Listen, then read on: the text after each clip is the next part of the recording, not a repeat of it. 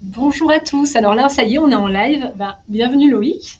Alors ça fait longtemps qu'on n'a pas eu un webinaire avec notre invité ici présent chez Digiforma à Lyon. Donc tu viens de Bordeaux d'ailleurs, tu as fait le trajet ce matin pour nous retrouver. Merci à ceux qui sont présents. Aujourd'hui, on est près de presque 400 en ligne. Donc là, on a à peu près 45 minutes, 1 heure ensemble. Prenez votre café, prenez ce qu'il vous faut, on va s'installer, on va commencer à attaquer le sujet. Avant de commencer, bonjour à tous, donc il y a Nathalie, Huguette, Brigitte. Dites-nous un peu d'où vous venez, est-ce que vous êtes formateur, est-ce que vous êtes dirigeant d'OF, est-ce que vous êtes simplement accro à la veille et en recherche d'informations complémentaires. Est-ce que niveau son-image, pareil, est-ce que tout va bien? Est-ce que vous nous entendez? Loïc, tu veux faire un petit coucou à notre public? Bonjour à tous, je vois déjà passer OF, formateur. Super. Ok. On sait que la veille, c'est un sujet important pour vous. Là, ça va être un temps court, donc on n'aura pas effectivement le temps de rentrer dans tous les détails. Loïc, pendant près de 20 minutes, va un peu nous faire un état des lieux. Après, on aura un temps de questions-réponses. Et on prendra aussi un petit moment pour vous parler de FormAlert, parce que donc, Loïc, hormis ton expertise en tant que pro de la veille, tu es aussi la personne qui s'occupe de FormAlert. Donc, vous connaissez peut-être un outil de veille qu'on édite depuis maintenant 1 an, 2 ans, Ouais. chez Digiforma, qui est gratuit et où il y a aujourd'hui près de 10 000 abonnés qui sont inscrits. Bonjour Florence, bonjour Irène. Très bien, donc si ça vous va, on peut commencer. Loïc, je te laisse te présenter rapidement, nous dire depuis quand tu es expert en veille et pourquoi tu as commencé à creuser ce sujet. Alors, rapidement, ça doit faire peut-être un peu plus de 10 ans que je fais ça. Ouais. Alors, je suis allé là-dessus parce qu'en fait, initialement, je venais du monde de la finance et de l'expertise comptable. Et j'avais ce besoin, c'était assez frustrant de pouvoir alimenter les entreprises sur l'information sur leur environnement. Et quand on parle environnement, on parle environnement technologique, environnement concurrentiel, environnement économique. C'était ce qui me passionnait le plus. Donc, j'ai commencé à faire ça il y a une dizaine d'années. Consultant pour accompagner les entreprises sur ces enjeux-là, formation initiale, donc je forme aussi des étudiants, et puis dans les entreprises, voilà, plutôt les grands groupes. Historiquement, c'était plutôt les grands groupes et l'industrie qui travaillaient sur la veille. Donc je fais ça depuis 10 ans, développer quelques solutions autour de la veille, et puis j'accompagne et je fais de la veille, comme on fait ensemble, je fais de la veille pour des entreprises qui me font la demande. Ok. Alors toi, généralement, tu travailles pour des grands groupes qui ont des exigences particulières. Et donc la première question que je te pose, c'est finalement, les OF aujourd'hui en France, est-ce qu'ils doivent faire une veille qui est à la hauteur de ces grands groupes industriels? C'est ce que Calliope a amené. Au fond. C'est-à-dire que, après, peut-être qu'on vous montrera un schéma, mais moi, quand j'ai vu arriver la norme Calliope, elle m'a étrangement fait penser à la norme que nous, on utilisait depuis des années dans l'industrie. C'était une norme AFNOR, à la base, qui permettait de structurer sa veille. Parce que tout l'enjeu de la veille, très souvent, quand on le fait de manière, on va dire, hors norme, ou en tout cas comme ça, de soi-même, on a tendance à pas forcément la structurer. On dit, la veille, finalement, l'info me tombera dessus, et puis je la traiterai ou pas. Alors que dans les grands groupes, et notamment où il y a des gros enjeux industriels, des gros enjeux concurrentiels, des gros enjeux technologie, brevets, etc., on savait qu'il fallait la structurer. Et donc, on a amené des normes comme ça, et notamment cette norme AFNOR, qui permettait de rappeler c'est quoi mon objectif, à qui je dois le diffuser, pourquoi je fais ça, comment je dois faire ça, parce qu'il y avait l'idée aussi de pouvoir mesurer l'efficacité de la veille. C'est-à-dire que le grand problème de la veille, souvent, c'est de se dire j'ai vu passer. Et j'ai oublié. Ou c'est rentré dans le coin de mon cerveau. Alors, attention, c'est pas mauveux. Parce qu'en réalité, des fois, notre cerveau, le cerveau humain, il est câblé comme ça aussi. Des fois, on va dire, tiens, j'ai une idée, elle est merveilleuse. En fait, c'est une idée que j'ai vue passer il y a 2-3 mois. J'ai oublié que je l'ai vue passer, mais maintenant, elle flotte. Elle était là, elle flottait autour de moi et ça m'a permis d'avoir une idée. Mais globalement, la veille, telle qu'elle était pensée au début, c'était vraiment détecter, on va y revenir après, mais 2 objectifs principaux pour une entreprise. Être capable de saisir les opportunités qui vont se présenter à moi.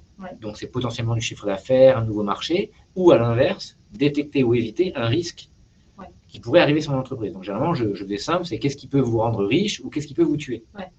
Et on se focalise là-dessus en se disant bien, je n'aurai pas des infos tous les 4 matins. Mais ça veut dire aussi qu'il faut réfléchir en amont, qu'est-ce qui est une opportunité pour moi et qu'est-ce qui peut me tuer. Pour un exemple, une entreprise qui est toute seule sur son marché en France, elle va dire j'ai des concurrents américains, qu'est-ce qui peut me tuer? Le jour où l'un de ces concurrents américains décide d'attaquer le marché français. Et à ce moment-là, je réfléchirai quel va être le signal qui pourrait me dire que, tiens, ils sont en train de vouloir venir en France. Ce que tu veux dire, c'est que ça ne sert à rien d'avoir 300 sources et on se dit, on verra, on les met et puis on verra bien ce qui se passe. Il faut d'abord en amont réfléchir à qu'est-ce qu'on va avoir comme intérêt, comme objectif. Et à partir de là, réfléchir à ces sources et à ces thématiques. Les deux sont faisables. C'est-à-dire que moi, je dis toujours, il faut bien différencier. On va avoir des veilles, typiquement, voilà, c'est ce genre de veille-là, où en mode, j'aurais pas beaucoup d'infos, j'aurais bien réfléchi en amont et je me dis, quand l'info va sortir, je ne veux pas la rater parce que là, c'est crucial pour moi. Et puis après, il y a l'autre veille qui va amener, on va dire, qui est plus chronophage, mais sur le fond, je peux me permettre de ne pas la faire de temps en temps, c'est celle qui va amener de l'idée. Et c'est vrai qu'on parle toujours souvent de la logique de sérendipité, c'est-à-dire une information qui me tombe par hasard dessus, et ça vient connecter avec mon cerveau, je me dis, ah ben tiens, je vais faire ça. C'est le pur hasard, je ne l'ai pas voulu cette info. Je me suis mis dans les conditions pour être nourri, mais je ne l'ai pas voulu en soi. Et cette veille-là, elle est très chronophage, elle est plus dure à faire, et j'ai envie de dire, il faut faire les deux, quoi. Et il faut faire les deux en parallèle, et au fond, celle qui va m'amener de l'idée, si j'ai pas le temps, si je suis la tête dans le guidon à avancer, c'est pas grave si je la fais pas. Parce que c'est vraiment une veille qui va amener de l'idée, qui m'amène presque de la R&D, mais qui est non définie en amont. Alors que par contre, la veille qui est définie en amont, détecter un marché public, détecter une action d'un concurrent, ça, par contre, il faut que je l'organise de manière méthodologique pour ne pas rater justement l'info. Et alors, justement, les OF aujourd'hui par rapport à Calliope, quelles sont les exigences du référentiel et pour que notamment ceux qui vont passer l'audit de surveillance ces prochaines semaines ne soient pas retoqués et pas de non-conformité. Est-ce qu'on peut afficher le schéma que je t'ai montré tout à l'heure? Tout à fait. Vous allez voir, je vous montre un schéma. Alors moi, ce schéma, c'est marrant parce que c'est quelque chose qu'on montre depuis des années, celui juste d'avant. Juste en arrière. Est-ce que tout le monde le voit? Je vous pose la question comme ça, il faut peut-être éventuellement vous grossifiez l'écran si vous voulez vraiment le voir. Vous faites des petits imp écrans, vous notez la norme AFNOR et vous pouvez la récupérer, cette image, facilement sur Internet. Pourquoi je la montre, cette image? Parce qu'en fait, quand vous avez ce schéma-là, en fait, vous avez l'exigence Calliope sous les yeux. Alors, l'exigence Calliope, après, il faudra voir pour chaque enjeu, veille réglementaire, notamment, on va déjà commencer dans l'ordre. Si on parle d'une veille du contexte économique de la formation. Alors c'est un peu petit, du coup, on ne peut pas forcément zoomer, on n'a pas adapté le document. Tac. On vous le mettra, on fera un article sur Digiformag et on vous le mettra proprement dans l'article. Du coup, je l'arrête pour l'instant. Tu veux le garder? On va au moins le garder, je vais vous le lire comme ça. Voilà. Vous voyez, en fait, il faut vraiment comprendre que, alors encore une fois, quand vous allez regarder comme ça, ce schéma, vous dites, mais bon, il n'y a rien de magique, ça me paraît être évident. Oui, mais en fait, ça mérite de structurer la démarche intellectuelle. Et bien, on commence en haut par les axes de surveillance. C'est-à-dire, on se pose bien la question, c'est quoi que je veux surveiller? C'est pas, oui, il faut que je me tienne informé de mon secteur. Non, un axe de surveillance, c'est vraiment dire, théoriquement, on dit il y a une finalité. Donc, je fais une veille pédagogique sur mes sujets de formation, ma finalité, et à chaque fois qu'on fait l'essai de... oui, merci, le lien, c'est très bien, Sibion, un site de référence en intelligence économique. Merci, Olivier. Oui, effectivement, vous avez ce schéma. La réflexion, c'est la finalité. Et donc, on en revient. C'est-à-dire que si j'ai un objectif de veille sur...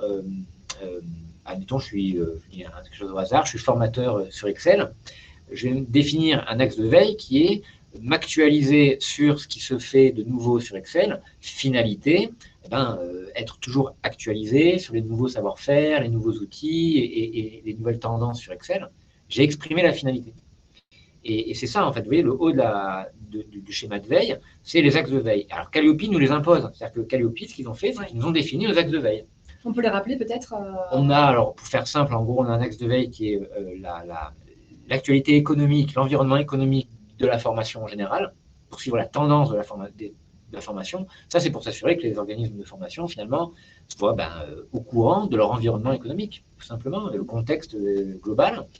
Il y a un enjeu sur les outils du e-learning et des outils pédagogiques, parce que pareil, on a cet intérêt, donc finalité, améliorer ses méthodes, être au fait des derniers outils qui peuvent me permettre d'être encore meilleur pour mes formations. Un enjeu pédagogique, améliorer mes enjeux pédagogiques, mon savoir-faire. Pareil, on voit bien la finalité, être meilleur, pouvoir nourrir mes formateurs, si je suis un OF, pouvoir nourrir mes formateurs là-dessus. Et puis après, ce qui est entre guillemets le plus... alors, une veille réglementaire, la base, on pourrait le mettre avec l'environnement économique.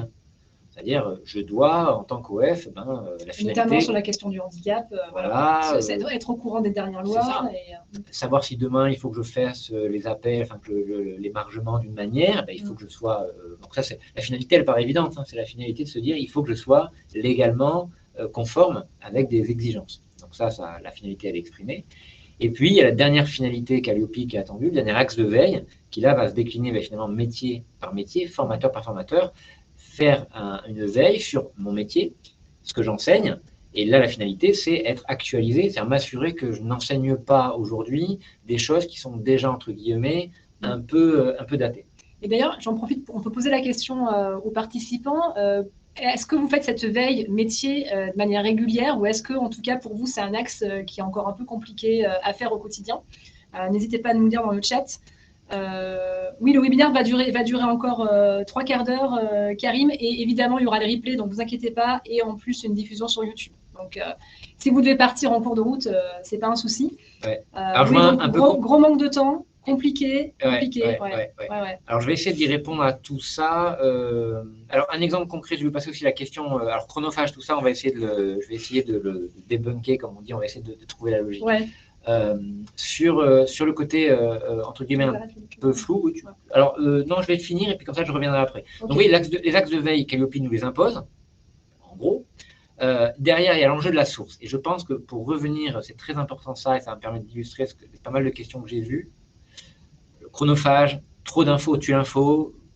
Nous, on parle beaucoup du terme info-obésité. Ouais. C'est-à-dire, on est tous victimes d'un excès d'informations. Mais dans la même lignée, en fait, si au début, vous voyez, ce schéma de veille, il a aussi pour objectif d'enlever de l'infobésité. Parce qu'il faut que choisir, c'est renoncer. Ouais. Je ne pourrais pas tout surveiller, je ne pourrais pas tout voir, c'est pas possible. Je veux dire, parce que si on va par là, il faudrait aussi regarder ce qui se fait ailleurs dans le monde. Ça peut aller loin. Ça peut aller très très loin et ça peut être sans fin. Donc, il faut accepter de ne pas voir tout passer. Et donc, il y a un choix. Et donc, dans le schéma, le A2, c'est-à-dire le deuxième choix, c'est définition des sources. C'est-à-dire que, alors, par définition de source, ça va être quel site, quel acteur, ça peut être aussi des acteurs. Quand je dis acteur, c'est… une personne référente, voilà, une institution. Vous pouvez très bien vous rendre… Exactement, on peut très bien dire, déjà, on va suivre tel site ou telle institution. On peut et puis prendre des sources, l'État, déjà, commencer par dire, tiens, voilà, il y a sur les sites de gouvernement c'est des informations dédiées à la formation. Et puis, quand je dis un acteur, ça peut être quelqu'un sur Twitter, par exemple, qui est un référent, quelqu'un qui fait déjà de la veille. Et voilà, je dis, tiens, je vais m'abonner à cette personne-là. Donc, je pense que c'est important cette logique de source. Et d'ailleurs, dans les contrôles Calliope, il y a souvent cette logique-là. Est-ce que vous avez sourcé? Est-ce que vous connaissez vos sources? C'est pour ça que l'inscription à une newsletter, pour plusieurs raisons, n'est pas toujours, en tout cas, d'un point de vue Calliope, c'est pas bon. C'est pas bon. Alors, on verra après pour le bas du schéma, pour la suite, mais déjà pour le haut du schéma, parce qu'en fait, on n'a pas une vraie maîtrise de la source. Ou alors, il faut avoir dit, voilà, j'ai pris ces newsletters-là, de tel organisme, et voilà pourquoi j'ai fait ce choix. Okay. Pas juste, voilà. Donc, le choix des sources, c'est important. Je vais essayer après de vous parler de 2-3 outils qui fonctionnent avec des logiques de source, de toute façon. Donc, sourcer, déjà, commencer à définir la source. Et puis, quand on voit derrière, après, c'est du quotidien. Et ça, je pense qu'il est aussi important à rappeler. Oui, une question de Mathias qui dit, donc il passe l'audit, comment mettre en place cette veille pour répondre à l'auditeur. On va essayer de vous répondre pour être sûr de pouvoir le faire. Mais en gros, déjà suivre ce schéma. Et alors moi, je vous conseillerais, pour faire simple, parce que je vois qu'il y a déjà des questions quand même très concrètes, le lecteur de flux RSS. Je vous assure que ça reste le meilleur outil aujourd'hui pour rapidement prendre en main soi-même sa veille. Même si certains disent que c'est déjà un peu dépassé, non, toi, oui, parce que déjà, le flux RSS, c'est une vieille techno. Sauf que c'est une techno qui a de l'avenir, au moins dans sa logique. C'est-à-dire qu'en fait, ça pense le web comme un flux. Ouais. Et je pense que c'est ça qui est important aujourd'hui.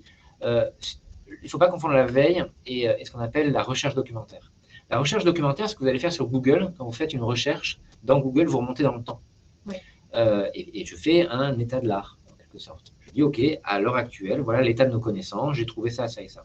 La veille, c'est pas ça. La veille, c'est de dire, on va être en flux. Ouais. C'est-à-dire, au fond, je me fiche de ce qui s'est passé hier. À partir d'aujourd'hui, je ne veux pas rater une information qui correspondrait à tel besoin. Donc, il faut penser en flux.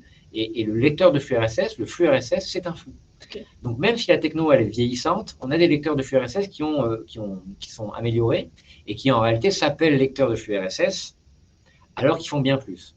Moi, je vous en conseille un, vous pouvez l'utiliser gratuitement, qui s'appelle InnoRider. De toute façon, on va faire comme à la télé, on va en citer 3. Voilà, InnoRider, qui est à mon avis le meilleur, que vous pouvez utiliser en gratuit. Feedly, qui est le leader du marché, mais qui est un peu moins... Alors qui est gratuit, enfin, ils sont tous en modèle freemium. Hein. Okay. Je peux commencer gratuitement et puis évidemment, je vais devoir payer. InnoRider, le modèle payant à 7 € par mois, offre une quantité de fonctionnalités qui sont largement au-dessus. NetVibes, alors oui et non, parce qu'à mon sens, NetVibes est assez technique à prendre en main, et surtout, je trouve qu'il ne va pas lutter contre l'infobésité. Je trouve que NetVibes a au contraire tendance à vous surinformer. Ouais, Sébastien, tu... Ouais, complètement. Je trouve aussi. Alors c'est Apperly, oui, avec 2 P et un A, je crois, quelque part. Paperly, tout ça. Oui et non, parce que là, on est plutôt sur du tri. Donc, je dirais vraiment le lecteur du flux RSS un peu classique, ancien, même si visuellement, ils sont très modernes. Donc, InnoRider, Feedly, et pour le coup, si vous voulez un troisième un peu plus classique, The Old Rider. Okay. Comme son nom l'indique, il est classique, The Old Rider. Donc, flux RSS, première chose. Oui. Ensuite, alors, je vois Flint, faire attention à Flint, parce que Flint, vous n'avez pas la maîtrise des sources, ça ne va pas aller avec Calliope, parce qu'en fait, c'est une IA que vous dressez pour vous récupérer de l'info. On n'a pas une vraie maîtrise des sources et vous risquez d'être aussi dépassé. Même logique, on risque d'avoir trop d'infos.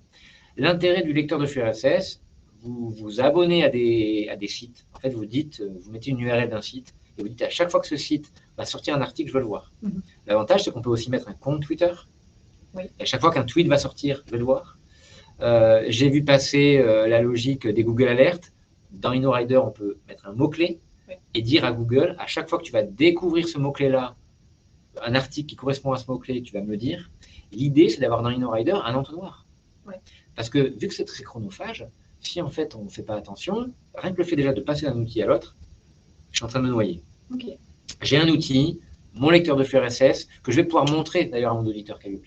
Parce que dans mon lecteur de flux RSS, je vais pouvoir lui dire, voilà, vous avez vu, j'ai fait un dossier pédagogie, un dossier métier, avec que des sites qui parlent de pédagogie. Ouais. J'ai fait un dossier formateur Excel, avec que des gens qui parlent de Excel en général. Vous voyez, si je suis formateur Excel. Un dossier réglementaire, où j'ai mis des sources officielles. Et ça, déjà, ça veut dire que le haut de votre veille est fait. Derrière, on voit le bas du tableau. Le quotidien, c'est d'ouvrir ce lecteur de flux RSS. Oui. On va y revenir après sur les problématiques. Et il y avait la question aussi surtout de, une fois qu'on a trouvé ses sources, il faut savoir en tirer parti. Voilà. Donc l'auditeur ne va pas simplement être content parce que vous avez un joli tableau, il va falloir aussi que vous lui montriez que cette information vous a servi dans votre quotidien. Donc ça, c'est le point, on va dire, le plus délicat, en tout cas, pour les OF à suivre aujourd'hui. Rapidement, tout à fait, Sébastien. L'agrégateur, son grand intérêt, c'est qu'il centralise votre veille. Et que du coup, vous avez un outil que vous allez pouvoir montrer même à l'auditeur en mode, voilà, cet outil-là, je fais tout mon schéma de veille que vous avez sous les yeux. L'outil, le lecteur de flux RSS, vous le fait entièrement. Pourquoi? Parce que comme je vous le redis, j'ai fait des dossiers, j'ai mis des sources dedans, que j'ai mis manuellement. Ce boulot, il est long au début, mais une fois qu'il est fait, il est fait. Derrière, ça veut dire que je réponds à mes axes de veille avec mes dossiers. Au quotidien, le lecteur de flux RSS fait le boulot à 3. Au quotidien, vous ouvrez votre lecteur de flux RSS et puis vous voyez passer des articles. Vous les marquez comme lus, et puis de temps en temps, vous les mettez de côté. L'avantage du lecteur de flux RSS, vous appuyez sur un bouton et vous pouvez taguer les articles. Et un tag, c'est comme une catégorie. Vous allez dire, ah, tiens, ça, je vais le taguer pour l'équipe des formateurs A. Ça, je vais le taguer pour le pédagogie. Ça, je vais le taguer en mode outil. Vous les taguez. Ça veut dire que vous, si on reprend le schéma tout à l'heure, fait une action sur. Voilà, vous prouvez que quotidiennement, ou en tout cas de manière hebdomadaire ou régulière. D'ailleurs, c'est quoi le bon rythme pour toi? Tout dépend du temps de chacun, mais est-ce qu'il y a un rythme au moins minimum? Alors, moi, je ne pense pas qu'il y ait une logique de rythme minimum. C'est juste qu'il faut adapter. Il faut adapter mon outil. On en revient. Choisir, c'est renoncer. Si vous dites, moi, c'est un quart d'heure par semaine, il va falloir renoncer. Il va falloir être très restrictif. Peut-être que vous allez prendre 4 sources, 5 sources. Il faut accepter ça aussi. Alors après, moi, je pense qu'aujourd'hui, on peut faire une veille très efficace en y consacrant, allez, une demi-heure par semaine, avec un bon lecteur de flux RSS, avec une petite offre payante pour pouvoir retrier. J'aurai peut-être l'occasion d'en parler vite fait. Derrière, si je veux. Votre ennemi, ça va être l'info. Trop d'infos. Ça, c'est l'ennemi numéro 1, surtout dans le web aujourd'hui, qui est un web de production. C'est un web où les articles sont repris à droite à gauche. Donc déjà, oui, d'où l'intérêt de choisir la source. Hein. Ouais. Parce que quand j'ai choisi ma source, peut-être qu'un jour, je vais me rendre compte que cette source, elle est déjà de seconde main. C'est-à-dire qu'elle me fait déjà passer des articles qu'elle-même a réécrits. Bon, ben, à moi d'essayer d'aller remonter à la source aussi. Donc, Et d'ailleurs, sur les sources, on alerte aussi les personnes qu'il y a beaucoup de publications qui sont avec des auteurs pas suffisamment quali. Ouais. Et méfiez-vous aussi de ce que vous voyez en termes de sources sur le web. Juste, oui, attention, j'ai pas dit qu'il fallait pas y mettre un rythme. Donc la question c'était, l'auditeur vous demande de prouver dans votre calendrier souvent que voilà, quel rythme vous avez fait. Bon, entre guillemets, l'avantage du lecteur de flux RSS, c'est qu'on peut, il y a une trace à quelle date mais bon, effectivement, il faut quand même un rythme, hein. Il faut quand même s'imposer un rythme et pas juste dire ah ben oui, c'est quand j'ai le temps. Donc en gros ce qu'ils n'aiment pas les auditeurs Calliope, c'est de voir que 15 jours avant le contrôle, on a fait une veille un peu. Voilà, faut vraiment montrer que c'était au fil de l'eau, que ça a été au quotidien et que ça a été suivi. Alors pour ceux qui sont un peu techniques dans le lot, il existe des moyens d'automatiser. C'est-à-dire que InnoRider, on peut très bien faire un système pour lui dire à chaque fois que je mets un article en favori, ça va par exemple l'enregistrer quelque part. Et ça peut même l'enregistrer dans un calendrier pour dire oui, ce jour-là, j'ai mis un article de côté. C'est-à-dire si vraiment on va aller jusque-là, on peut y aller. Est-ce que l'auditeur attend un formalisme particulier où tu lui montres que tu as été sur Forme Alerte, que tu as eu ton lecteur de flux, ou est-ce que vraiment il veut un tableau ça va précis, particulier? Je pense qu'au début, je n'ai pas le savoir absolu de tous les contrôles. Certains auditeurs nous écoutent, n'hésitez pas à mettre vos commentaires. De ce que j'ai vu, il n'y a pas de formalisme aujourd'hui particulièrement attendu, parce que peut-être c'est encore un peu tôt. C'est probable qu'au fur et à mesure, il y ait une forme de formalisme qui soit attendu. Mais globalement, ce qu'on veut, effectivement, c'est le schéma, on en revient, hein, je suis désolé, mais le schéma que je vous ai montré tout à l'heure, l'auditeur va regarder si vous pouvez prouver les étapes. Alors, le 1, encore une fois, on l'a dit, c'est imposé par Calliope. Les axes de veille sont là. Mais le reste, j'ai un outil où j'ai mis ces sources de côté. Voilà l'outil qui prouve qu'en fait, régulièrement, j'ai mis des articles de côté. Et ça peut être des dates, etc. Et puis, au-delà de ça, ce qu'il va regarder, c'est le formalisme du bas du schéma qu'on n'a pas eu le temps de voir, mais que vous regarderez, qui est qu'est-ce que j'en ai fait. Donc, effectivement, le tableur, c'est tout bête, hein, mais un tableur, ça vaut ce que ça vaut. Mais un tableur, on peut très bien avoir les articles que j'ai mis de côté, la date à laquelle je l'ai mis de côté, à qui je l'ai partagé, vous voyez, juste cellule par cellule, et puis, enfin, dire, voilà, exactement, un tableur Excel fait très bien l'affaire. Si. Alors, on peut faire mieux, hein, attention, hein, mais parce que c'est un peu chronophage faire des copier-coller. Si vous voulez, après, on discutera de toutes les options techniques que vous avez. On peut complètement l'automatiser. Mais par contre, ça fait le boulot, parce que chaque colonne va respecter un enjeu finalement. Et je trouve que ça a le mérite en plus, si vous êtes notamment dans une équipe, de mettre en avant ce travail qui a été fait, sa valeur, et que c'est pas simplement un travail qu'on donne à un stagiaire de temps en temps, ou alors on dit bon, on verra, on le fera plus tard. Donc vraiment, c'est important de le faire effectivement. Ouais. Alors oui, alors, on a deux trucs. Le format Excel a beaucoup plu et le format Excel ne suffit pas. Exactement. C'est-à-dire que Excel, c'est le bas de le fameux schéma de veille, c'est le bas. Donc, si vous montrez qu'un tableur Excel, on va vous dire, oui, en gros, vous avez réuni 5-6 articles, vous avez fait 2-3 commentaires, vous avez dit que vous en avez fait ça, et puis c'est tout. Non, il faut montrer que c'était fait réfléchi en amont, que c'était fait au fil de l'eau, c'est-à-dire voilà, au quotidien, régulier, et qu'on en a fait quelque chose. Si vous ne montrez pas au moins ces 3 gros blocs, j'ai réfléchi à mes axes de veille, je le fais au quotidien, ou en tout cas de manière régulière, et j'en tire des enseignements, ou en tout cas, l'enseignement, ça peut être de dire, on l'a vu passer, on en a discuté en interne, on a dit qu'on ne le ferait pas. Hein. C'est aussi ça, hein, je veux dire. Si vous avez l'un de ces 3 blocs qui n'est pas là, la veille, en gros, il y a un déséquilibre. Soit elle n'est pas quotidienne, soit elle n'est pas réfléchie, soit elle n'a pas de conséquences, elle n'a pas de répercussions derrière. Voilà, il faut les 3 logiques, quoi.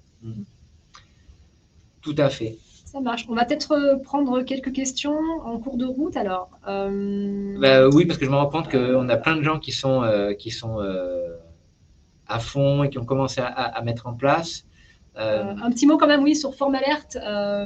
Alors, effectivement, toi, Loïc, tu nous trouves les sources et Loïc travaille donc chaque semaine à alimenter cette newsletter.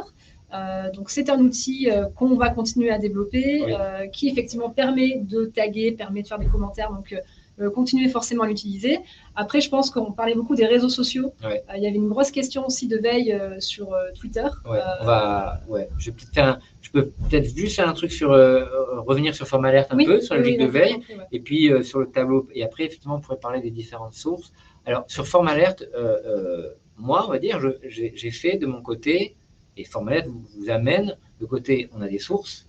Et moi, chaque semaine, je viens sur les grands axes, pédagogie, e-learning, enjeux, secteur de la formation, et puis réglementaire, sur ces 3 grands axes-là, qui sont les axes généraux, hein, finalement, en tout cas qui sont communs à tous les OF, je viens alimenter. Ça veut dire que c'est quand même ma sélection. Au fond, on pourrait aussi dire que ce n'est pas suffisant. Mais en tout cas, aujourd'hui, ça convient tout à fait dans un axe Calliope. Et puis l'outil Forme Alerte, si vous avez. Forme Alerte, c'est un mail que vous allez recevoir 2-3 fois par semaine. Mais c'est aussi une interface en ligne. Et sur l'interface en ligne, et l'effort, si vous voulez vraiment être conforme avec cet outil, il va falloir aussi, vous, hein, c'est toujours pareil, faire l'effort d'aller sur l'interface, marquer des articles que vous avez vu passer comme étant importants pour vous, peut-être faire une note, histoire de, voilà, encore une fois, et il ne s'agit pas de faire une note en mode c'est intéressant. Hein. Idéalement, il faudrait montrer qu'on a réfléchi à ce sujet, qu'on l'a intégré à notre pratique, etc. Donc voilà, Forme Alerte a quand même pour objectif, à terme, d'essayer de répondre à un enjeu Calliope. Tout à fait.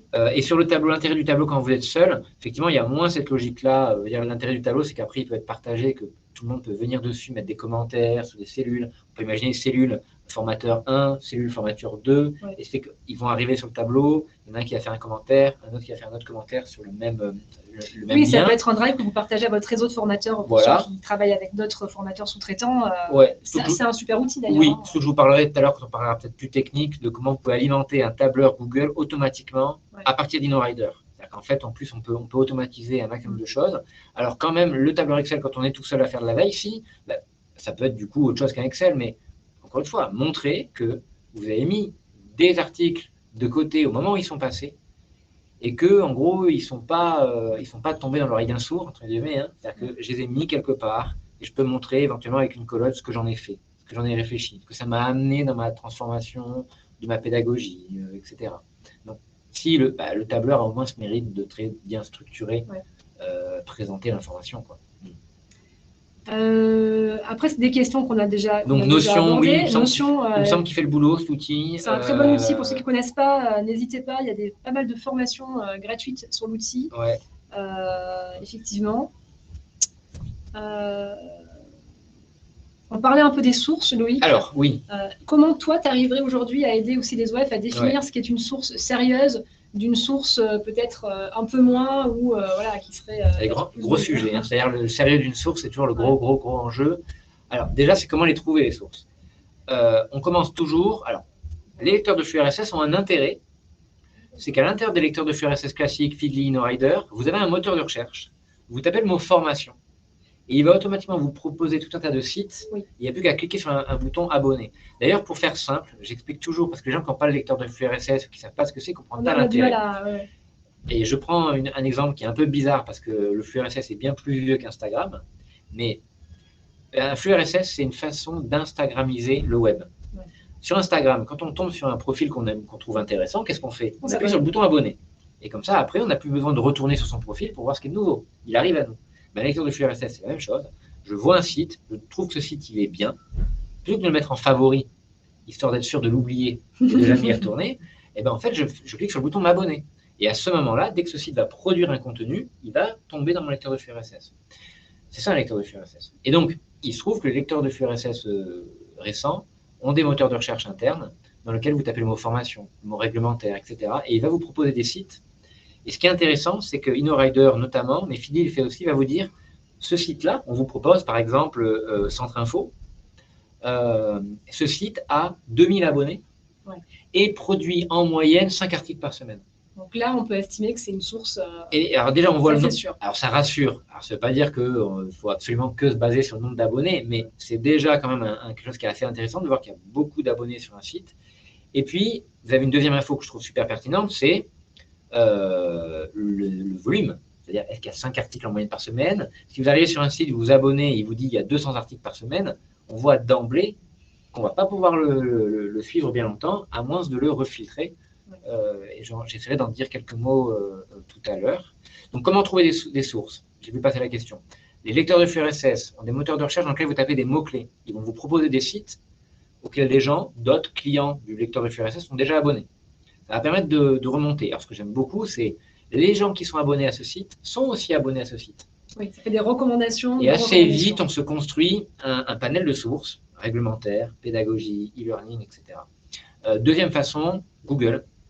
Google est votre ami, qui ne vous veut pas toujours du bien, mais c'est globalement votre ami.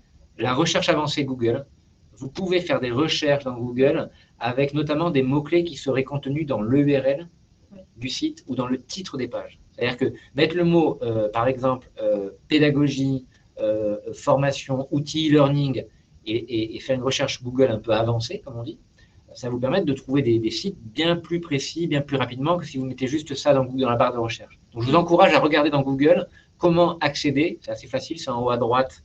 Il faut appuyer sur le petit paramètre en haut à droite. Ça s'appelle recherche avancée. Il faut absolument creuser. Je vous encourage, il y a des vidéos tutoriels YouTube pour à apprendre à faire des recherches avancées Google parce que ça va vous trouver des sources. C'est-à-dire que Google, tout pareil, infobésité, des millions de sites arrivent dès qu'on tape n'importe quel mot-clé. Le but, c'est de réussir à dire, OK, non, moi, ce que je veux, c'est des sites qui contiendraient dans leur URL le mot formation, par exemple, etc. Donc, en creusant des sources. Et d'ailleurs, on peut commencer à faire un travail maintenant pour être un peu proactif. Ceux qui sont encore avec nous en ligne, mettez chacun une source que vous avez, que vous trouvez précieuse. Sans doute qu'on aura tous un peu les mêmes, mais ceux qui sont là et qui découvrent un peu l'écosystème, au moins, vous allez ressortir avec des premières URL intéressantes. Alors, j'ai vu passer les webinaires auxquels vous êtes inscrits. Oui, tout à fait. Les podcasts. Les podcasts. Et oui, je vais mettre dans un tableau, tel jour, il y avait tel podcast ou tel webinaire, je l'ai suivi. Voilà le sujet qu'il y avait. Voilà ce que moi, j'en ai tiré comme enseignement. Et éventuellement, voilà ce que j'aimerais faire. Et éventuellement même, voilà à qui je l'ai partagé en interne dans l'entreprise. Ça fait le boulot. C'est-à-dire que les sites d'Opco, c'est marrant, Carrie Fourref, les sites d'Opco, Digiformac, merci. Centre Info, évidemment. Centre Info, bien sûr. Et puis les blogs, il ne faut pas éviter, je trouve que. Alors, on parlait de la pertinence. Je pense qu'il ne faut pas. Ce n'est pas toujours évident. Et puis en plus, ça peut se discuter. C'est vrai. Ça peut se discuter. Évidemment que le blog, y compris d'un organisme de formation, alors on sait très bien pourquoi on fait des blogs, tous, souvent on le fait aussi pour la visibilité, pour le référencement. Sauf que, et puis un peu pour parler de soi, mais faire de la veille sur les blogs d'autres OF, ça a du sens aussi. Oui, effectivement. D'ailleurs, vous êtes nombreux à vous mettre un peu à faire de l'édition et à écrire des articles. Effectivement, moi je trouve ça intéressant, même si vous avez des concurrents qui vous observent, c'est pas grave. Oui, l'atelier du formateur, tout à fait, complètement. Il y a des belles sources qui passent. Phidologie, pareil. Et oui, tout à fait. Et puis LinkedIn, on parle de Twitter. On va en parler après, parce que LinkedIn, c'est un vrai souci. Alors Twitter, je sais que tu es très bavard, Loïc. Je vois le temps passer. Il nous restait 30 minutes. J'aimerais que les gens. Alors après, même si c'est des questions. N'hésitez pas à mettre vos questions dans la partie questions. Donc, deux choses sur InnoRider. Si vous payez, comme ça je finis, InnoRider, si vous payez, effectivement, vous pouvez créer des flux, y compris sur des sites qui n'ont pas de flux, parce que ça arrive. Oui, tout à fait. Ouais. Donc, c'est vrai que c'est l'avantage du payant. Deuxième logique, dans InnoRider, vous pouvez vous abonner à des comptes Twitter. N'oubliez pas que souvent, la plupart des sites qui ont un blog, ils ont un compte Twitter. Et que s'abonner au compte Twitter permet de toute façon d'avoir l'info, c'est-à-dire est-ce qu'un article est sorti. Généralement, ils le repartagent sur Twitter. Twitter est un bon moyen de trouver des sources d'informations. Twitter, c'est un outil que vous pouvez utiliser sans avoir de compte Twitter. Vous tapez dans Google « Recherche Twitter ». Vous allez arriver sur une barre de recherche. Une barre de recherche Twitter. Et là, vous tapez « Formation »,« Veille »,« Pédagogie » ou les noms de vos sujets. Vous allez voir, vous allez trouver des sites. On pense notamment à tous ceux qui ont supprimé leur compte Twitter, qui ne veulent plus trop être sur ce réseau, mais quand même, ça reste un élément de veille hyper intéressant. C'est un bon outil de veille. Et même à la limite, ceux qui veulent creuser, vous regardez tout ce qu'on appelle les listes Twitter. Vous pouvez construire une liste Twitter où vous allez mettre que des. En fait, c'est comme un lecteur de flux RSS. On va s'abonner à des sites, à des gens. On va juste mettre ça dans une liste, histoire qu'on puisse la trier. Dernier point sur InnoRider, avec l'offre payante. Je n'ai pas d'action InnoRider. Mais apparemment, c'est efficace. Aujourd'hui, c'est l'outil que j'aime bien, mais Feedly le fait aussi, et la plupart des lecteurs de flux RSS le font aussi. Le tri par mots-clés. Vous pouvez, ça je vous encourage à faire ça, vous créez un dossier dans lequel vous mettez tous les sites, par exemple, qui vont parler de pédagogie. dans l'information. Et vous pouvez le refiltrer par mots-clés. C'est-à-dire dire à InnoRider, à chaque fois que l'un de ces 30 sites qui parlent déjà de pédagogie va parler de e-learning, le mot e-learning, alors je veux le savoir. Okay. Et ça, vous voyez, ça vous refiltre des sources. Il ne faut pas hésiter à refiltrer parce que sinon, effectivement, on a l'infobésité. Donc, j'ai pris des sources et pourquoi pas, je les ai filtrées par mots-clés. Okay. Voilà. Alors, LinkedIn. On ne peut pas en parler quand même. Non, on ne peut pas. C'est en train de devenir un outil de veille pour la plupart des gens parce qu'effectivement, le flux d'actu LinkedIn passe de plus en plus d'infos. Le problème qu'on a, c'est l'infobésité. C'est ce qu'on a vu sur Twitter il y a des années. C'est-à-dire qu'à un moment donné, on a 500 amis, 600, 700 amis. Si chacun fait un post par jour, déjà, vous voyez qu'on n'arrive pas à le suivre. Bien que dans le monde de la formation, moi, je trouve qu'on a quand même des influenceurs quand même qui font des très bons posts de manière hebdomadaire, mais ce n'est pas non plus un écosystème qui est encore noyé, je trouve, dans l'info, par rapport à d'autres. Oui, tout dépend du nombre de contacts qu'on a aussi. Oui, mais par contre, effectivement, la logique de LinkedIn, très bien, super. Alors, ça vaut le coup, pour le coup, de lister des pages LinkedIn ou des personnes LinkedIn, histoire de pouvoir vous prouver quotidiennement, vous retourner, vérifier, quoi. Le problème, c'est que LinkedIn, on ne va pas pouvoir le trier par mots-clés. Oui, c'est vrai. On peut être assez victime d'infobésité. On ne peut pas en tirer des flux RSS. Et Microsoft, qui est le nouveau propriétaire de LinkedIn depuis déjà quelques années, n'aime pas trop que des outils tiers viennent s'y connecter. Et contrairement à Twitter, etc., qui vont permettre de refiltrer, etc., LinkedIn, l'usage n'est pas toujours évident. On peut faire de la veille, mais ça voudra dire qu'il faudra bien marquer quelque part qu'on est abonné ou qu'en tout cas qu'on va surveiller régulièrement une page d'une entreprise ou le compte de quelqu'un, les posts de quelqu'un, et ça ne vous sortira pas. Le côté j'ai liké, j'ai repartagé, ça ne marchera pas. Il faudra quand même aller prendre le bloc, copier l'URL quelque part pour dire voilà, je l'ai vu passer, je l'ai mis de côté. Alors qu'InnoRider va pouvoir automatiser un peu ça, quoi. On peut en profiter pour ceux qui ont des personnes, des noms de gens à suivre sur ce réseau. Donc, il y a Johan Vidalan, vous avez pas mal de gens qui sont cités. Donc, voilà, n'hésitez pas à partager un peu vos ressources. Voilà, j'ai vu une très longue Michel Beaujard, tout à fait. La squad qualité, évidemment. Donc, il y a quand même aujourd'hui des influenceurs, pas au sens négatif du terme, évidemment, mais des gens qui font des très bons posts de manière régulière. Donc, je regardais les mails. Alors, le problème, c'est que le mail, c'est notre outil numéro 1. Donc, on a tous tendance à s'abonner à une newsletter, etc. Le problème, c'est que ce n'est pas fait à la base pour faire de la veille. Et du coup, on est très vite quand même submergé. Après, le fait de classer automatiquement vos newsletters, parce que vous n'oubliez pas que vos boîtes mail, on peut faire des règles. Dire à partir du moment où ça contient tel mot ou alors ça vient de tel site, tu mets dans un dossier newsletter. Déjà, ça permet de montrer qu'on formalise un minimum. C'est aussi une façon de faire. Même si, je le redis, ce n'est pas le meilleur outil. On évite de déborder, quoi. Et puis déjà que ça se mélange avec nos mails classiques. Moi, j'ai tendance à dire attention aux newsletters quand même. Ouais, ça peut aller très vite. Et puis, le problème des newsletters, c'est que vous ouvrez un mail, vous dites oula, très bien cette info, je la lirai plus tard.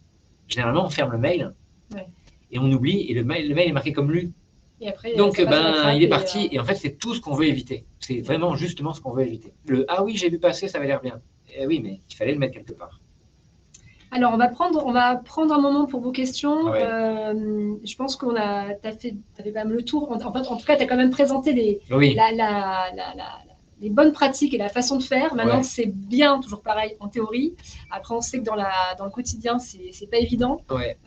Toi, c'est ton métier, c'est ta passion, donc évidemment. Mais même, tu me disais, parfois, toi-même, en tant qu'expert de la veille, tu te laisses aussi un peu… on fait des choix, quoi. On est obligé de faire des choix. Et puis parfois, on accepte de se perdre. Alors ça, c'est la fameuse sérendipité. Et parfois, il y a cette veille, on a le temps, perdons-nous sur Twitter, en sautant d'un mot-clé à l'autre. Mais ça, c'est tout le monde. Ça, c'est tout le monde. Alors, Mélissa qui nous demande, petit OF, je trouve excessif de retenir un ou plusieurs articles par semaine.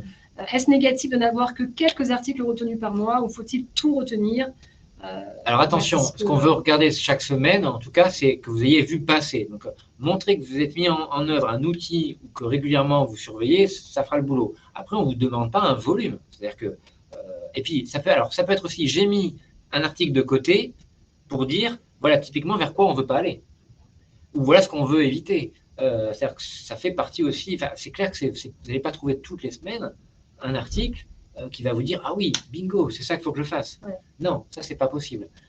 Donc on ne pourra jamais vous dire oh là là, mais vous n'avez pas mis beaucoup d'articles de côté.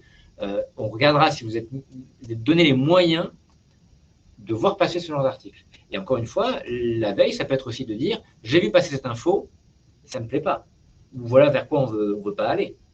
Donc, oui, c'est pas mal aussi la veille, par contre-exemple, notamment pour partager à ses formateurs. Ouais, complètement. Tout à fait. Natacha qui nous demande le partage d'articles sur Teams, par exemple, est bon pour l'audit. Tout à fait. Et alors, des exemples un petit peu sur cet outil? Alors, que ce soit Teams, Slack, tous les outils collaboratifs. Il ne faut pas oublier que le mail, je sais, on fait tous comme ça. Ah, ça c'est bien, je le partage à telle personne. En fait, on grossit les boîtes mail de tout le monde. Oui. En interne, il faudrait éviter le mail. Teams, Slack, tous ces outils-là sont prévus pour. Teams et Slack, vous pouvez les alimenter avec un flux RSS entrant. Je vous donne une pratique classique. Juste une petite parenthèse. Donc Teams, je pense que tout le monde connaît. Slack, peut-être pas, mais super outil collaboratif.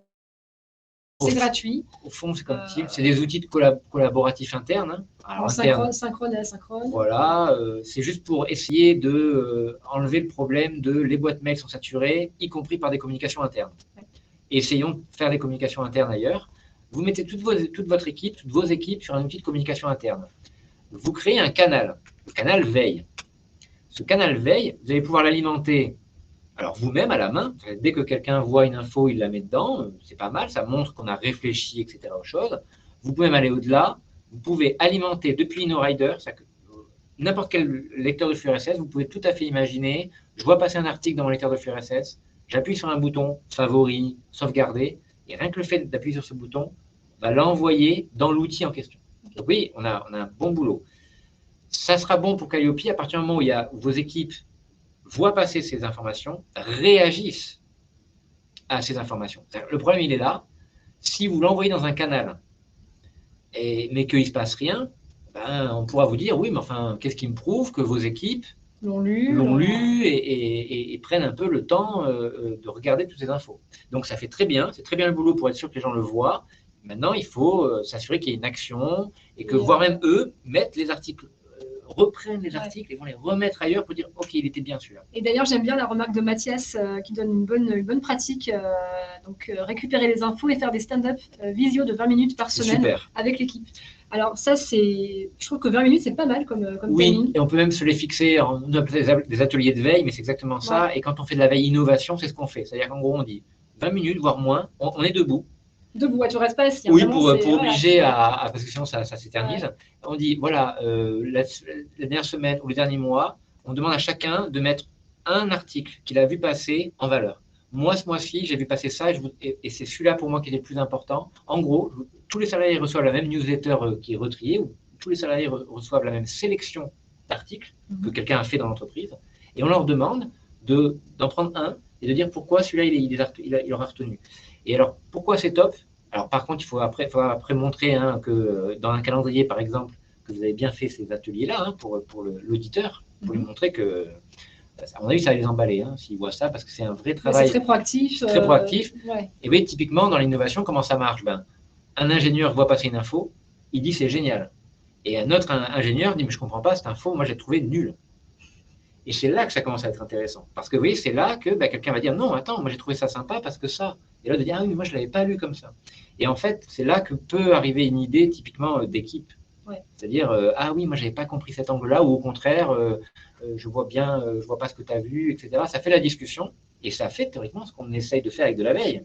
C'est-à-dire transformer l'entreprise, transformer l'organisation au contact de son environnement. Oui, parce que finalement, on ne l'a pas dit au début, mais sortons un peu de faisons ça pour le process, pour l'auditeur, parce que sinon on n'aura pas Calliope. Mais la veille, avant qu'on ait tout ça, toi tu la faisais, c'était vraiment pour cet objectif-là. Entre autres, c'est-à-dire éviter les opportunités. N'oubliez pas que Calliope vous en parle pas, mais la veille doit aussi vous permettre de détecter des opportunités. Alors, marché public, ok, classique, mais pas que. C'est-à-dire des besoins de formation. Vous pouvez aussi réfléchir à des signaux commerciaux. Tiens, telle boîte veut recruter 200 personnes sur tel sujet. Peut-être qu'ils vont avoir besoin de formation. Vous voyez, vous pouvez aussi repérer des opportunités. Donc, historiquement, c'était les opportunités et les risques.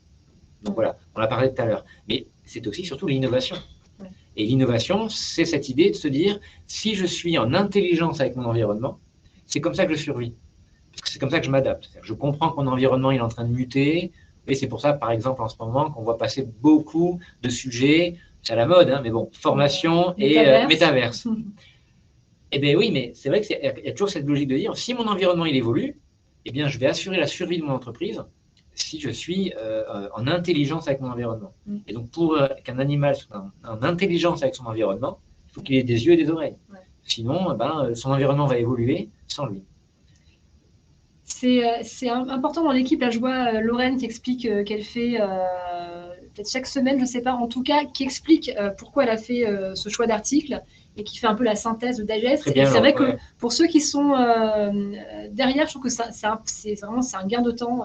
Ceux qui font l'effort de faire ce travail, en tout cas, merci, parce que c'est vrai que ça me fait gagner beaucoup de temps. Lorraine, ce que vous dites, voilà, c'est typiquement, vous voyez, du moment qu'à un moment donné, vous avez de quoi, et là c'est clair, montrer à quelqu'un extérieur que vous faites ce travail-là, très bien, vous pouvez le prouver. Mais l'essentiel, c'est la démarche. Et la démarche, elle, c'est une démarche qui vise quand même. Oui, et puis des fois, voir simplement une URL, ça ne donne pas forcément envie de lire un article. Oui. Je pense qu'on est tous pareils, on va passer plein d'URL, on se dit, oh, mais d'avoir la petite phrase qui dit, vraiment, dans ce contenu, il y a ça qui est génial, moi, ça m'incite beaucoup plus à ouvrir le lien que simplement d'avoir l'URL sans contexte autour. Et ce que fait Lorraine est très important parce qu'au fond, ça veut dire que ses collègues reçoivent un email d'un humain.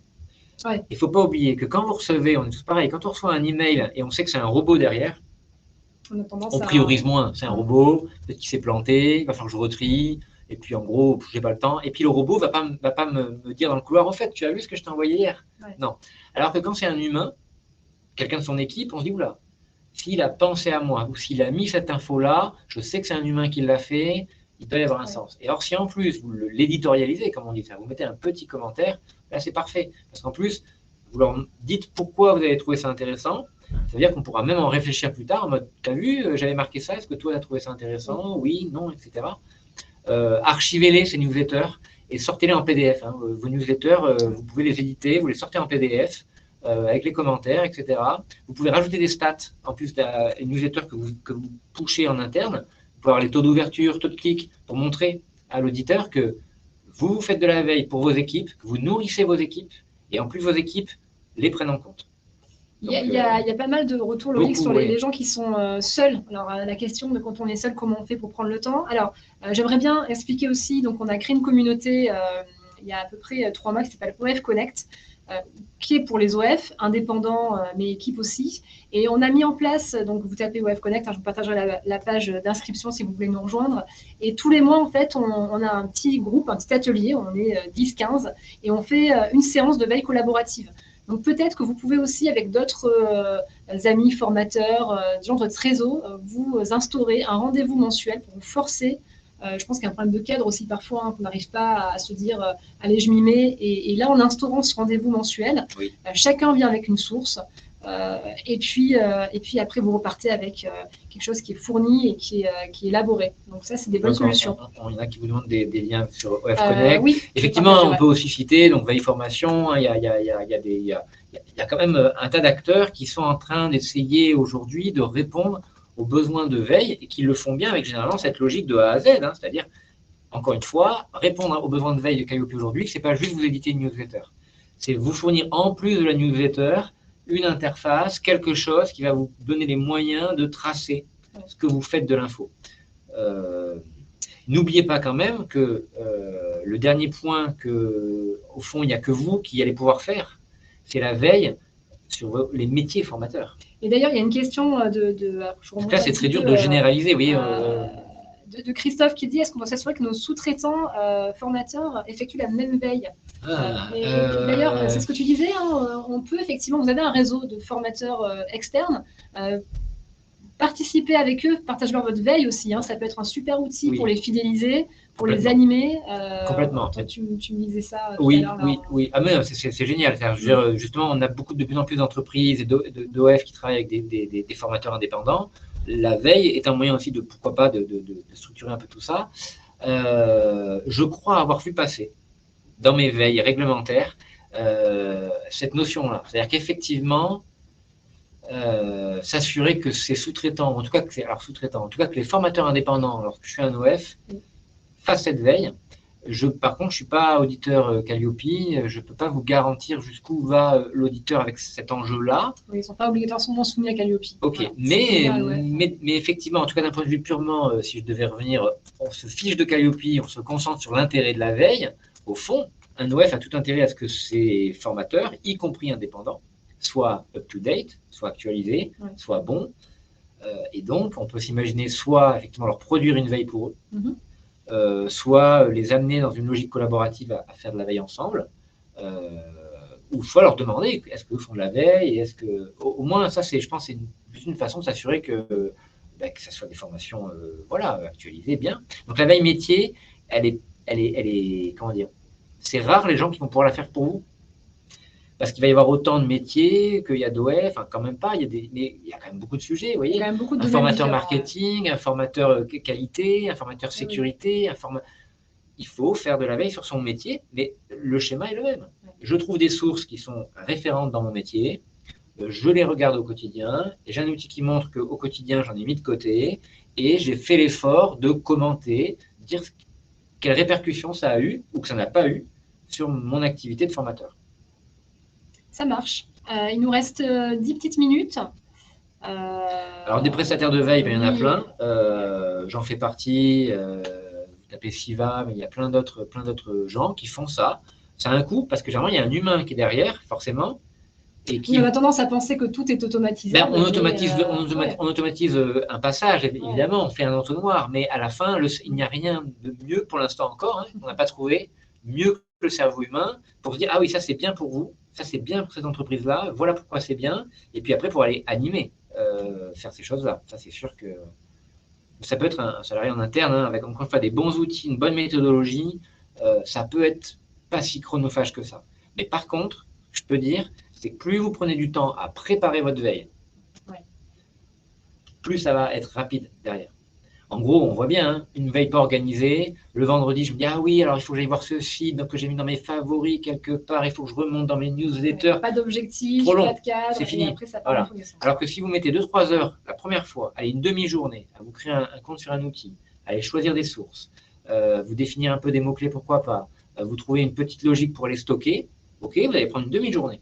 Mais après, chaque semaine, en 20 minutes, ça peut être rodé et surtout, vous avez envie de le faire parce que vous avez un outil qui est déjà simple, qui est déjà mis en place. La plupart, ils ont une application smartphone. Voilà. Après, c'est moins chronophage.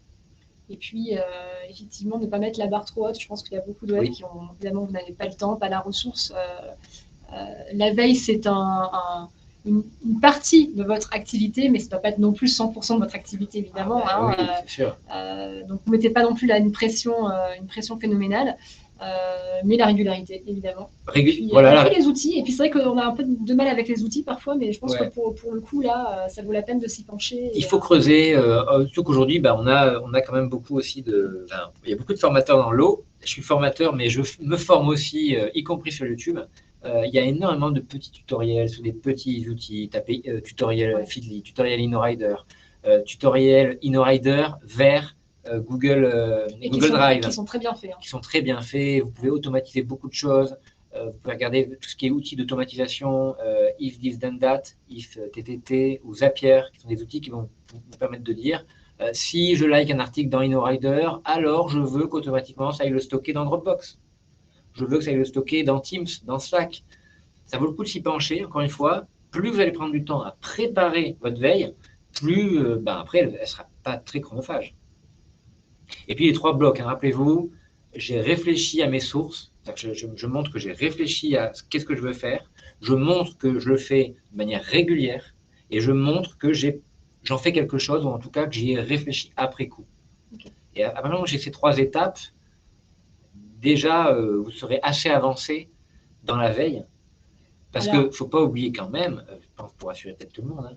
Oui, parce que je pense que peut-être c'était dense, les gens se sont dit, voilà, par quel bout prendre tout ça. Donc déjà, rassurez-vous, il y aura le replay.